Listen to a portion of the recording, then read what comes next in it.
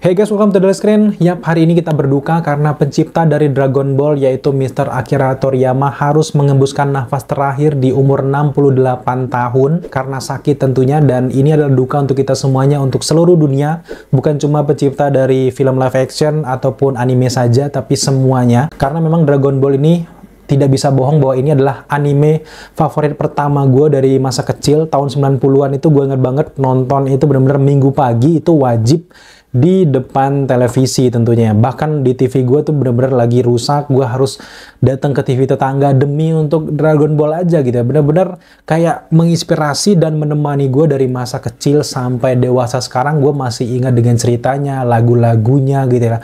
Dan bener-bener real kehidupan kedua itu akan lebih baik. Semoga aja Mr. Akira Toriyama ini akan semakin tenang di sana, dan meninggalnya beliau bukan cuma-cuma karena memberikan warisan yang sangat besar yaitu Dragon Ball. Bahkan di momen-momen akhir meninggalnya beliau juga, beliau ini sedang mengerjakan manga terbaru yaitu Dragon Ball Super, dan yang terbaru akan rilis juga itu di tahun 2024 ada Dragon Ball Daima yang akan kita saksikan kayaknya di pertengahan tahun 2024 ini, tunggu saja. Dan sekali lagi gue ucapkan thank you kepada Mr. Akira Toriyama karena bener-bener ini adalah inspirasi gue, bener-bener gue mengikuti Dragon Ball dari awal sampai akhir gitu ya.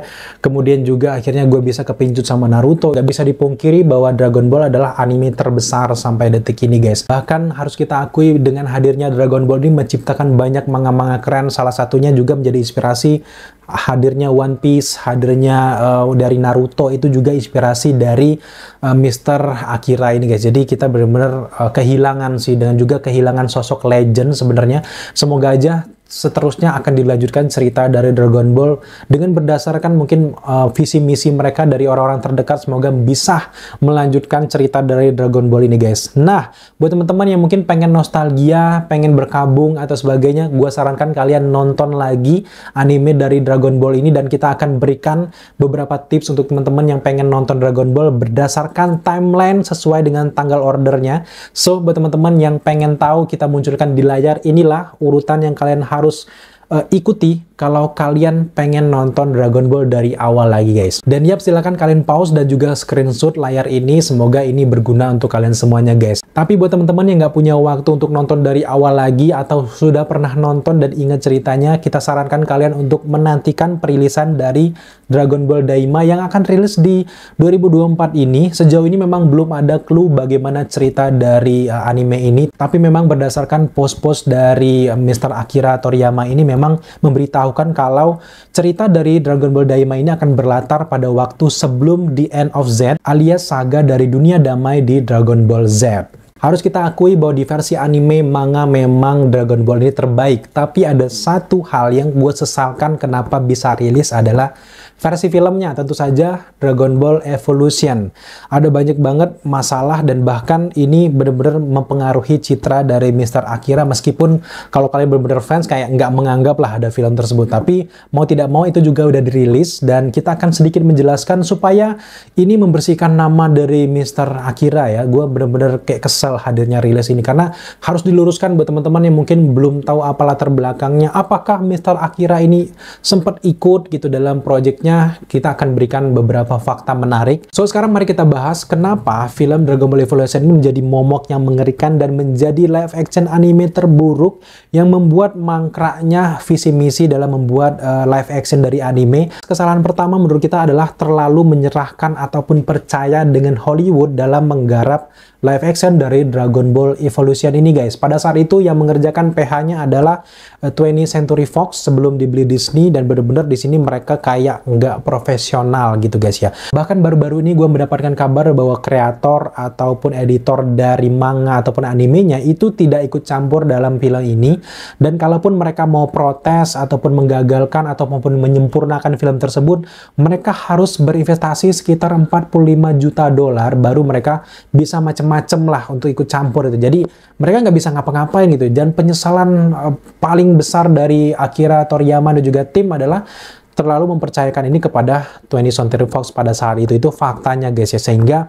banyak sekali hal-hal yang di sini bikin kita fans tuh bener-bener kecewa. Bahkan pemeran Piccolo yaitu James Master sendiri sempat mengatakan di beberapa wawancara di tahun 2014 silam, ia mengatakan bahwa terkecoh dengan proyek dari Dragon Ball Evolution ini karena dia menganggap aktor Stephen Chow pada saat itu ikut andil, dan karena Stephen Chow inilah dia akhirnya mau gabung karena dia yakin bahwa ini proyek gede gitu, jutaan dolar, miliaran dolar gitu. Ternyata pas masuk ke sini, Stephen Chow tersebut hanya cuman di atas kertas doang untuk menjamin film ini bisa merekrut banyak artis ataupun bisa ditonton banyak orang. Alhasil ternyata modal mereka cuman 30 juta dolar yang pada saat itu memang benar-benar kecil untuk sebuah film yang harus mengandalkan cerita Dragon Ball yang sebesar itu. Dan akhirnya chaos gitu. Banyak sekali dalih-dalih yang gue lihat, gue baca-baca juga di artikel bahwa pihak dari rumah terkait dengan produksi ini sendiri agak sedikit menganggap remeh cerita dari Dragon Ball ini, sehingga mereka menganggap udahlah, penggemar dari anime, animasi, manga itu udah banyak, mau nggak mau mereka pasti bakal nonton filmnya gitu. Pada akhirnya di sini Dragon Ball Evolution akhirnya menjadi film terburuk dalam hal anime adaptasi. Di sini benar-benar membuat kita sangat ngeri gitu ya. Dan gue benar-benar berharap dengan sudah ditinggalnya oleh kreator Dragon Ball ini akan ada live action yang lebih baik lagi, karena kalau kita perhatikan cukup mudah untuk membuat fans puas khususnya dari live action Dragon Ball ini, karena udah ada yang jelek. Dasarnya itu udah ada yang jelek, jadi udah ada pembanding yang jelek, sehingga andaikan sajalah misalnya Netflix yang menggarap Dragon Ball Evolution tersebut dengan kualitas seperti Avatar, One Piece, mungkin dengan cerita yang lebih real lagi, itu akan mudah suksesnya karena udah ada pembanding. Jadi penonton pasti alhamdulillah gitu, akhirnya ada yang lebih keren lagi, akhirnya gue terpuaskan. Dan perjalanan live action inilah yang gue harapkan sebelum meninggalnya sang master, sang kreatornya harus segera diselesaikan menurut gue. Tapi berhubung kreatornya sudah meninggal dunia, gue berharap bahwa pewarisnya tetap mengizinkan rumah produksi besar untuk menggarap live actionnya untuk memperbaiki kesalahan-kesalahan tersebut guys. Karena memang kita nggak bisa sepenuhnya menyerahkan kepada orang-orang barat. Bahkan gue merasakan banget dengan Dragon Ball Evolution yang ceritanya ngalur ngidul, berbeda banget dengan materi aslinya, Dragon Ball-nya kayak gitu.